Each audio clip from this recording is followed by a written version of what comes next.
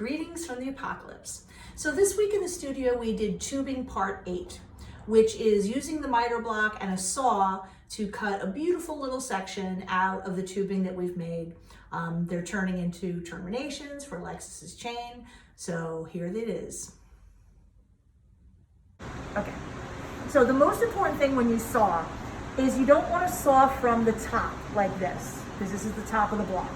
Because when the saw blade hits this open space here, it'll start kind of wobbling around a little bit.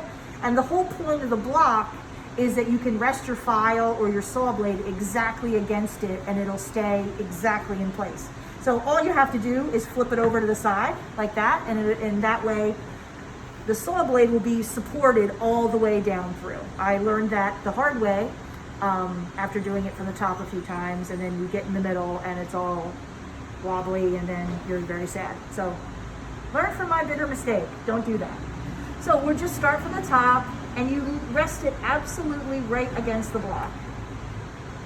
And you can set this up however you think is comfortable. Like I usually do this on a bench pin like this so that I can just hold it, but put my glasses down so I can see.